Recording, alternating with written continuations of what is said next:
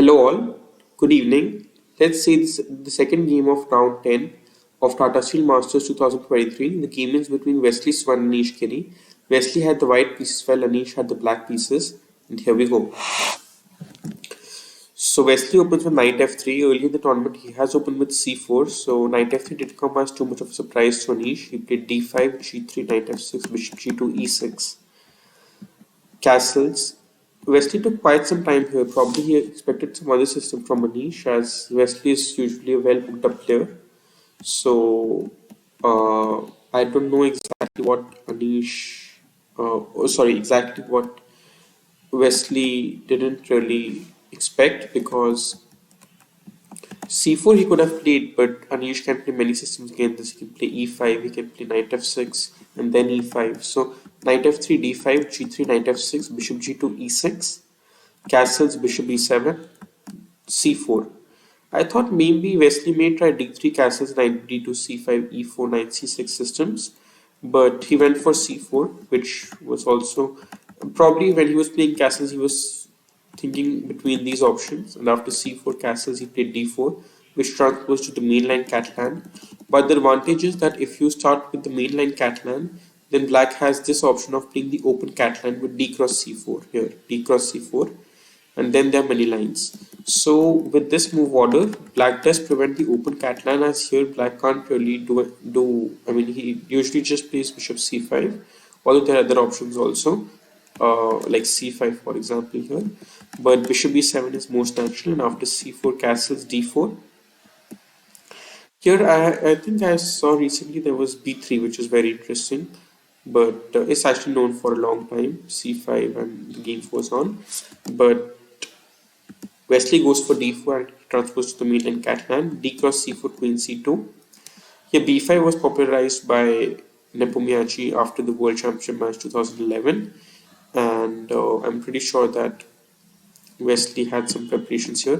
Anish, by the way, has played this b5 systems earlier, but it seems the trend is now to again go for e6, which is becoming more and more popular, which is the classical mainline as well. So a4, bishop d7, queen c4, bishop c6, bishop g5, knight bd7, knight c3, controlling these squares, important squares, h6, questioning the stability of the bishop. Here bishop f6 is most natural, and after that they play knight f6.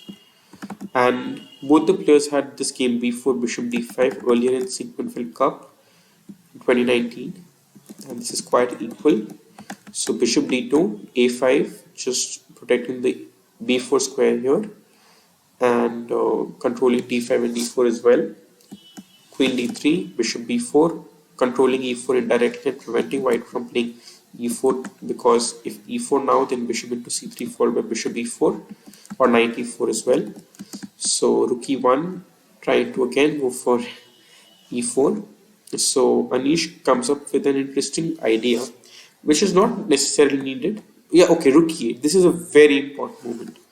If Wesley goes e4, what should black play? So you can take your time here and come up with the move. You can pause the video in this moment and then think what black should do, and come after 5 minutes if you found the correct move. Yes, the correct move here is bishop into c3, queen into c3, knight e4, or if bishop into c3, then knight c5, which is the key point, or b cross c3, knight c5, and e4 is hanging. Also, after e4, you should not play knight c5 first, because queen c2, and if bishop c3, then d cross c5, and that's okay for black, but bishop into c3 is important here. And this is a little trap by Anish, and also rook e8 is a good move, as it controls the central squares, gets the rook towards the center. So queen c2, I did now play e4 and get rook d1. Anish takes on c3, and after bishop c3, bishop e4, he controls the important squares. Queen d1, b6, solidifying his position further. And after bishop g2, king g2, there is knight cross e5, and black is doing very well. So knight d7, queen d7, king g2, knight e4. Very good control over the light squares. And see, Anish he's placing all his pieces towards the center. c5 is a bit committal, as it weakens b6 somewhat. I expect expected queen c6 and just doubling on the d file, or just going for an e5 break.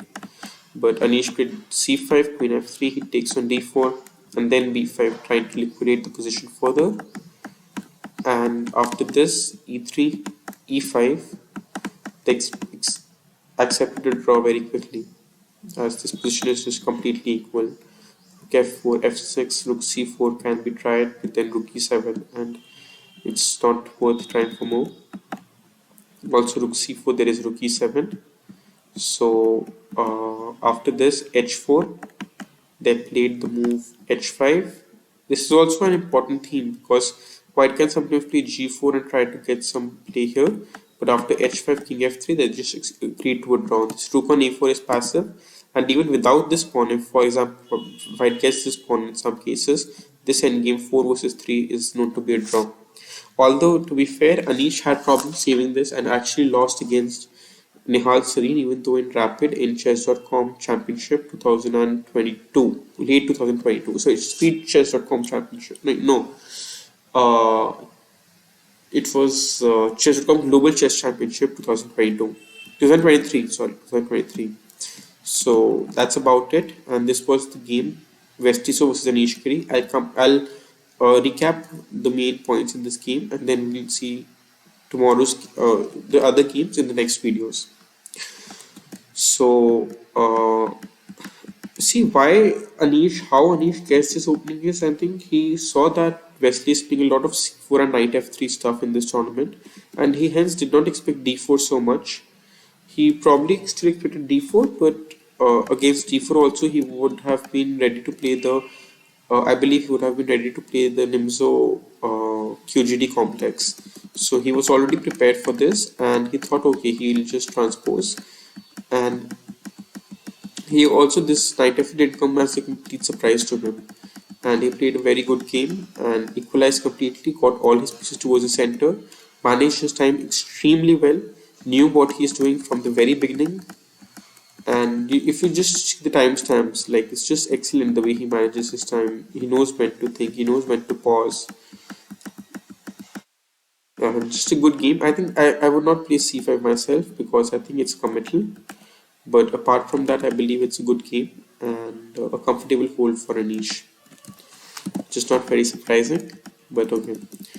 b5, there is a move rook b1, but then there is b4, and now we have a protected passed pawn. And if ba4, then rook b7, and white has the decisive advantage.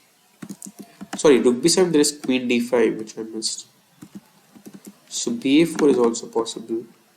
Wow, but I think b4 is still stronger. But ab5, and they took a draw very quickly here. And as they say, that intelligence and maturity is earned not by speaking big things but by understanding small things. And in this whole game, he just brought his piece towards the center, played good positional moves, knew his strategy coming into the game, and just played in a flow of some sort. So thank you for sticking around in the game of the day, and we'll catch up in the next round. Thank you.